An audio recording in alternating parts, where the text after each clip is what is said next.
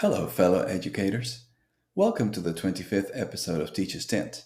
Still a place to regain your strength after a long day, week, or maybe semester this 2023. I'm your host, Steve G. I am pleased to be sharing this second season of our podcast just twice a month during the fall. This past weekend, Teacher's Tent reached another milestone, the 2500 play mark. So, thank you for your continued support. Last week's topic brought a lot of good conversations. Teachers are definitely overwhelmed by the wide range of levels in their classrooms. We need help, and we need it now if we are to pull these kids through. We can't do it on our own. It's just too much. Yay to the districts that are understanding this and are stepping up to give teachers assistance. Hopefully, you'll find value in what was shared in episode 24. Today, we'll zoom into a learning disability that affects roughly 10 to 15% of the student population and rising dyslexia. Unless you hold a special education certification, your knowledge of it, like mine, will likely be rather limited. What's worse, you may believe some things about dyslexia that in reality happen to be just myths. To clarify this confusion, we will define dyslexia and, in closing, we'll end up with 5 useful things you can do in your classroom to ensure students with this disability can still thrive. So, buckle up and get ready to enjoy today's presentation.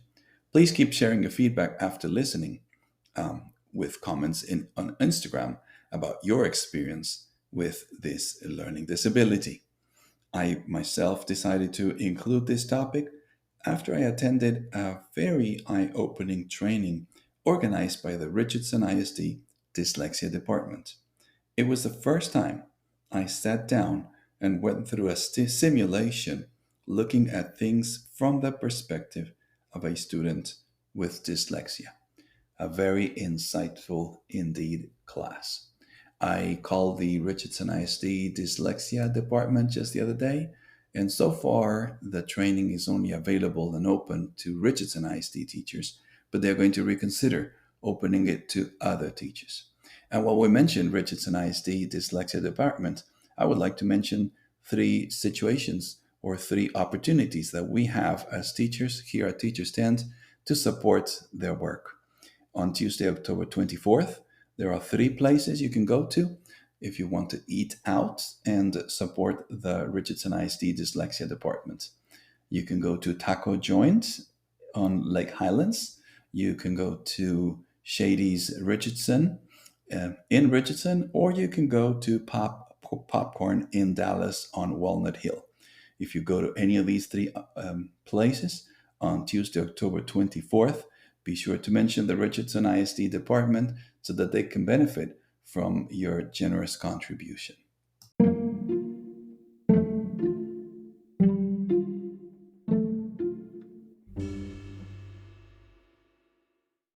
So, let's talk about dyslexia. We'll start by defining what dyslexia is.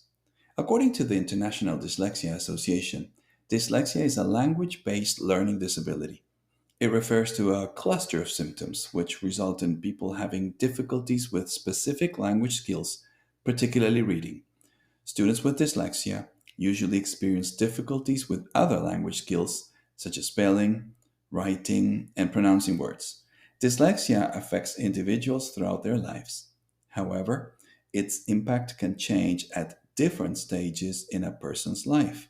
It is referred to as a learning disability because dyslexia can make it very difficult for a student to succeed academically in the typical instructional environment, and its more severe form will qualify a student for special education, special accommodations, or extra support services.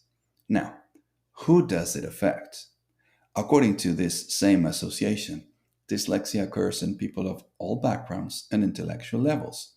People with dyslexia can be very bright. They're often capable of even gifted in areas such as art, computer science, design, drama, electronics, math, mechanics, music, physics, sales, and sports. In addition, dyslexia runs in families.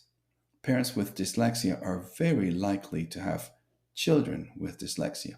For some people, their dyslexia is identified early in their lives, but for others, their dyslexia goes unidentified until they get older, which makes early testing and diagnosing so crucial. The most difficult part comes when we look into the effects dyslexia can have. The impact that dyslexia has is different for each person and depends on the severity of the condition and the effectiveness of instruction or remediation used. The core difficulty is manifested with word recognition and reading fluency, as well as spelling and writing. Some individuals with dyslexia manage to learn early reading and spelling tasks, especially with excellent instruction, but later experience their more debilitating problems when more complex language skills are required, such as understanding textbook materials or writing essays.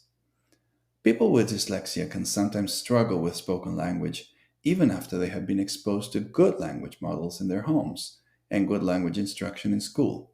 They may find it difficult to express themselves clearly or to fully comprehend what others mean when they speak. Such language problems are often difficult to recognize, but they can lead to major problems in school, in the workplace, and in relating to other people. The effects of dyslexia reach well beyond the classroom. Finally, dyslexia can also affect a person's self image. Students with dyslexia often end up feeling quote unquote dumb and less capable than they actually are.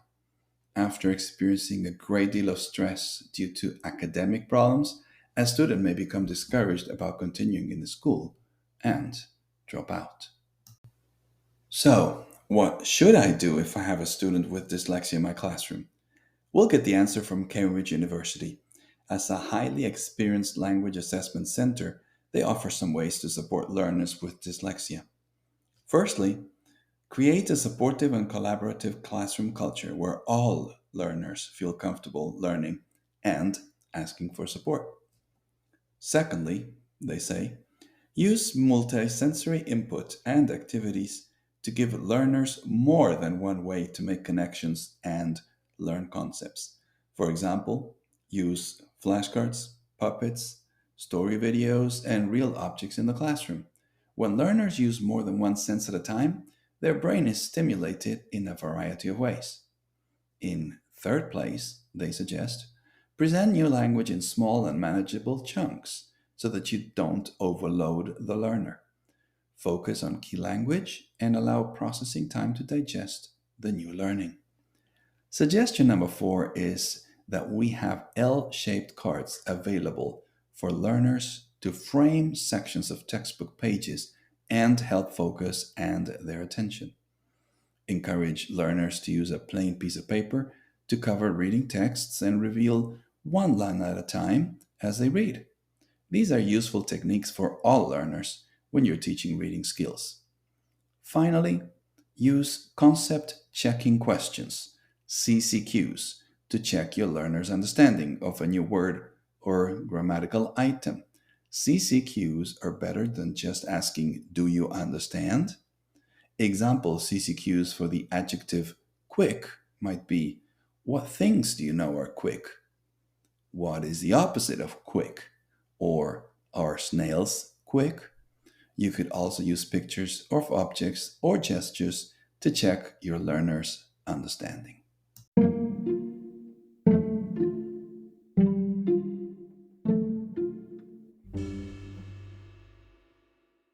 In conclusion, many people that were diagnosed with dyslexia have led very successful lives, like physicist Albert Einstein, painter Pablo Picasso, and more recently, actress Octavia Spencer. Hopefully, by keeping in mind the five suggestions we shared today, we can make sure every student in our class grows to his or her best potential despite having this learning disability. If you wish to share your story with dyslexia, or if you experienced it yourself, just follow Teacher's Tent on Instagram at Teacher's Tent and leave your comment. In the meantime, please join us in 2 weeks' time for our podcast's 26th episode, Talking to a Wall: Why Students Don't Follow Instructions. Seriously, Have you ever felt like you were talking to a wall when most of your students didn't get what you were asking them to do? So many frustrated teachers ask me, why will they not listen? We'll deep dive into this exasperating habit some students have and consider some tips to avoid teacher burnout. So, please let me know in advance any ideas you might have on this topic. Please continue suggesting topics you'd like to hear about here, as well as sharing Teachers Tent in your schools. And remember, if you're enjoying the show, please don't forget to let your colleagues and friends know about and bring them to Teachers Tent. We'll make room for them too. Have a great day.